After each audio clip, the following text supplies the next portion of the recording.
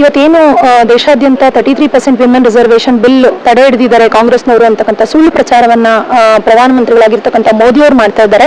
So ಅದರ ವಿರುದ್ಧವಾಗಿ ನಾವಿವತ್ತು ಪ್ರೆಸ್ ಮೀಟ್ ಅನ್ನ ಮೈಸೂರು ಜಿಲ್ಲಾ ನಗರದ ಆಫೀಸ್ ನಲ್ಲಿ ಮಾಡಿದ್ದೀವಿ. ಬಟ್ ನಾನು ಹೇಳ್ತಕ್ಕಂಥದ್ದು ಇಷ್ಟೇ, ಪ್ರತಿ ಸ್ಟೇಜ್ ಅಲ್ಲೂ ಚುನಾವಣೆಗಳನ್ನ ಗೆಲ್ಲಬೇಕು ಅಂತ ಹೇಳಿ ಮಾನ್ಯ ಪ್ರಧಾನಮಂತ್ರಿಗಳು ಮತ್ತು ಬಿಜೆಪಿಯವರು ಯಾವಾಗಲೂ ಕೂಡ ಸುಳ್ಳು ಪ್ರಣಾಳಿಕೆಗಳನ್ನ ಘೋಷಣೆ ಮಾಡಿದ್ದಾರೆ.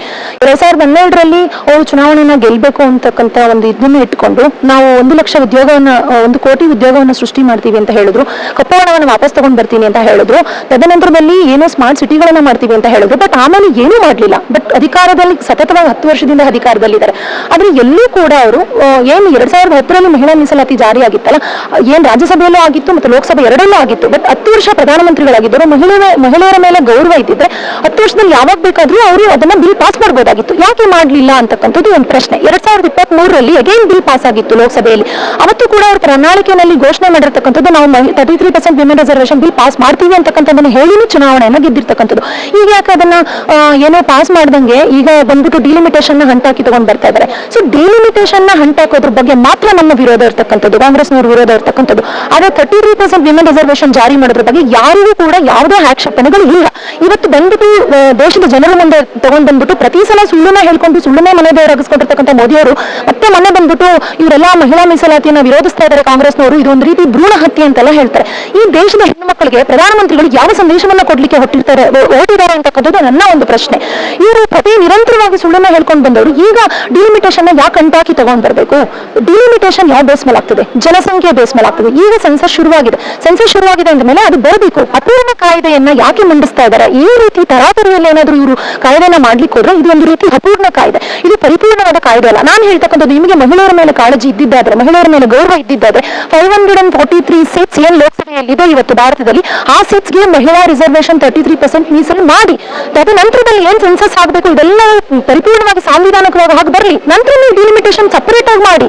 ಯಾಕೆ ಹೀಗೆ ಒಟ್ಟಿಗೆ ಹಂಟಾಕಿ ತಗೊಂಡ್ ಬರ್ತಿದ್ದೀರಿ ಅಂತಕ್ಕಂಥದ್ದು ಕಾಂಗ್ರೆಸ್ನವರ ಪ್ರಶ್ನೆ.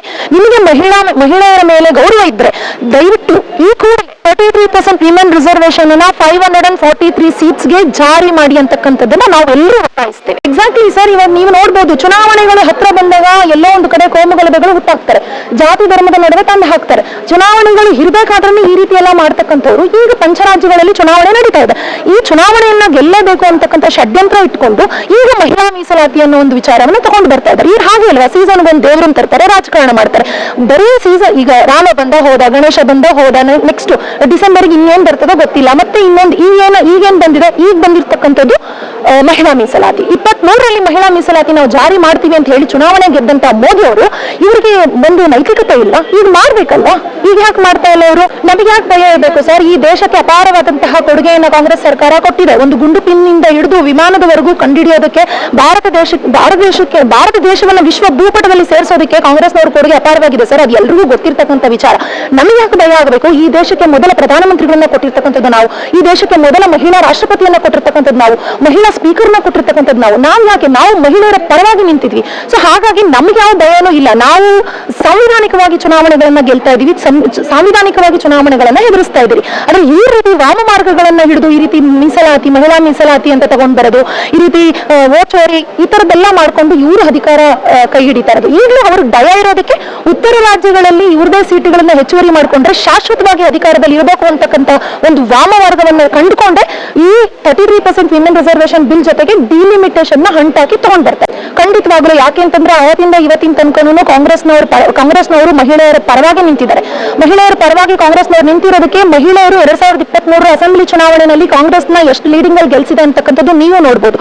ಈಗ ನಾವು ನುಡಿದಂತೆ ನಡೆದಿದ್ದಾರೆ. ಕರ್ನಾಟಕದಲ್ಲಿ ಸಿದ್ದರಾಮಯ್ಯನವರ ಸರ್ಕಾರ ಏನು ಗ್ಯಾರಂಟಿ ಯೋಜನೆಗಳನ್ನ ಘೋಷಣೆ ಮಾಡಿತ್ತು ಅದರ ತಕ್ಕಂತೆ ನುಡಿದಂತೆ ಅವ್ರು ನಡೆದಿದ್ದಾರೆ.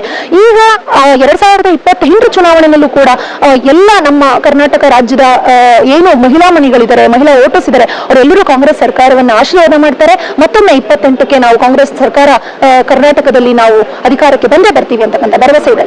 ನೋಡಿ, ನಾನು ಹೇಳೋದು ಇಷ್ಟೇ, ಮಹಿಳೆ ಇದು ಪುರುಷ ಪ್ರಧಾನ ಸಮಾಜ. ಬಟ್ ನಾವು ಯಾವತ್ತೂ ಲಿಂಗ ಭೇದವನ್ನ ಮಾಡಬಾರ್ದು. ಯಾವುದೋ ಇದು ಎಲ್ಲ ಸಾಮಾಜಿಕವಾಗಿ, ಆರ್ಥಿಕವಾಗಿ, ರಾಜಕೀಯವಾಗಿ ಹೆಣ್ಣು ಮಕ್ಕಳು ಮುಂದೆ ಮುಂದೆ ಬರಬೇಕು.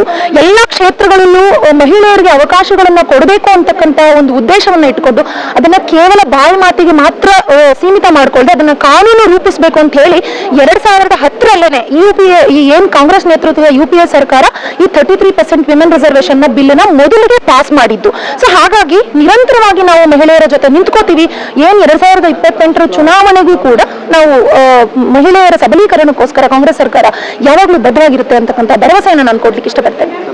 ಮಹಿಳಾ ಕಾಂಗ್ರೆಸ್ ರಾಜ್ಯ ಪ್ರಧಾನ ಕಾರ್ಯದರ್ಶಿ.